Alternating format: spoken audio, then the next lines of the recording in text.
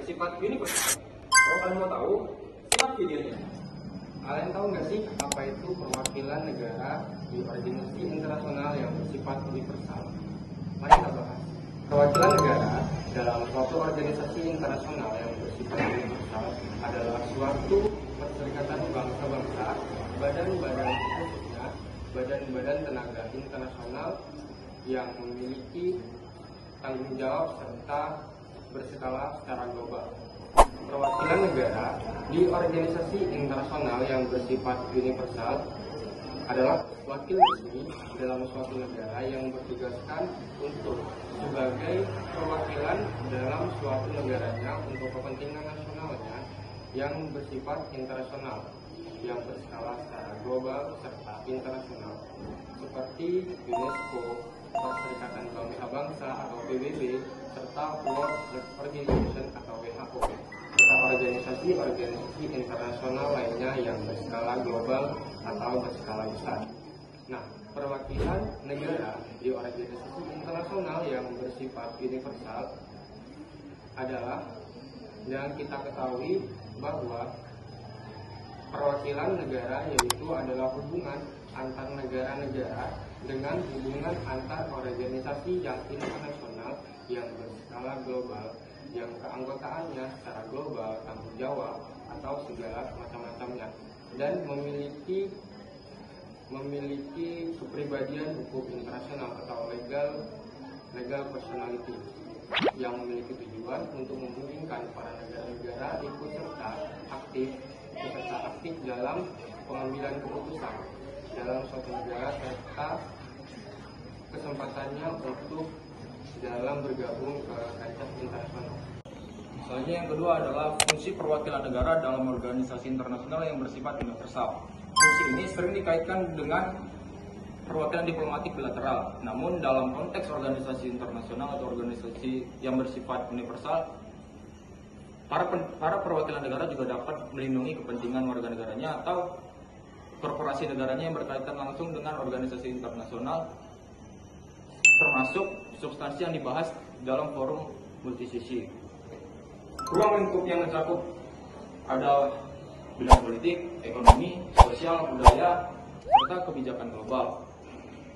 Organisasi internasional yang bersifat universal pada umumnya memiliki mandat yang lebih luas, misalnya terkait keamanan, perdamaian, pembangunan, lingkungan, hak asasi manusia, serta perdagangan global. Seluruh ruang lingkup tersebut diatur dalam kerangka hukum internasional, misalnya melalui prinsip persetujuan bersama atau mutual consent dalam pembentukan diplomatik. Selanjutnya, yang ketiga, ada kekebalan atau imunitas perwakilan negara.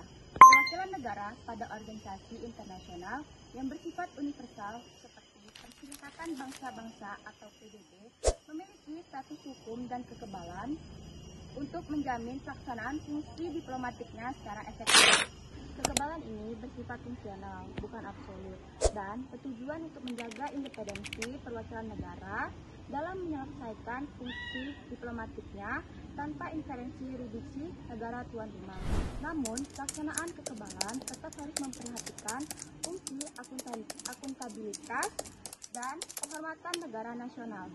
Pemberian hak istimewa dan kekebalan ini tidak dimaksudkan dengan keistimewaan pribadi, melainkan sebagai sarana untuk memastikan fungsi diplomatiknya yang tanpa hambatan dari yurisdiksi negara tuan rumah.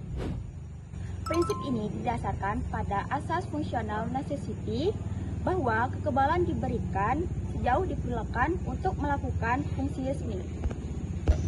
Organisasi internasional atau OI universal saat ini menghadapi tantangan yang lebih kompleks dan berlapis. Dua isu kontemporer utama yang menyoroti ketidaksetaraan dan kebutuhan reformasi tata global. Yang pertama, kehadiran dan partisipasi negara kecil atau berkembang.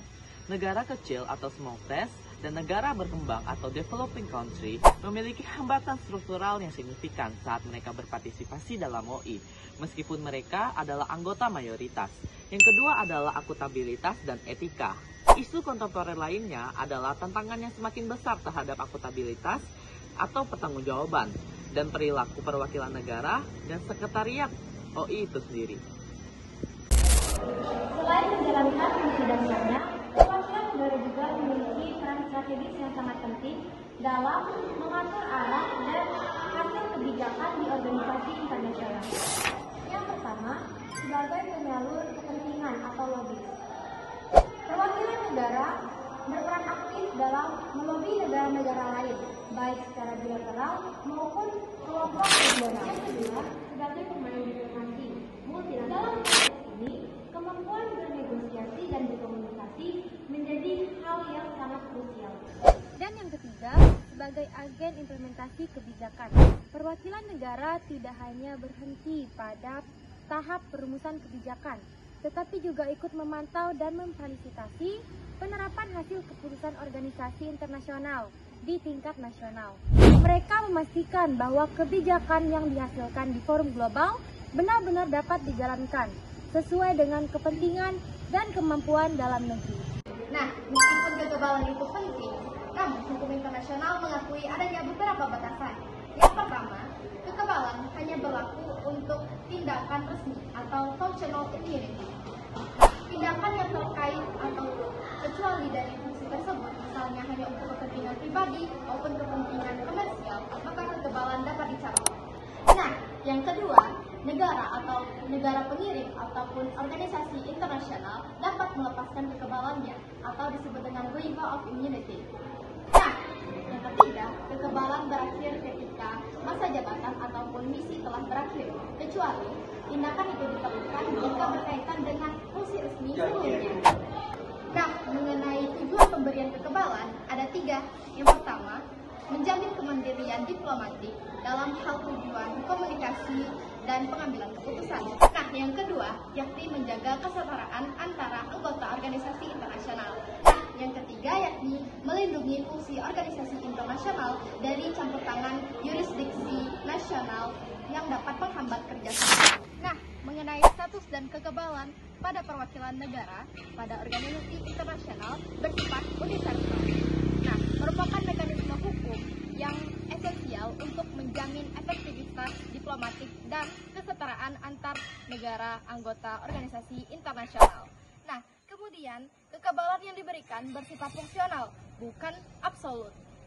Harus digunakan berdasarkan tanggung jawab dan sesuai dengan tujuan hukum internasional, tuan rumah atau tuan negara pengirim, kemudian organisasi internasional.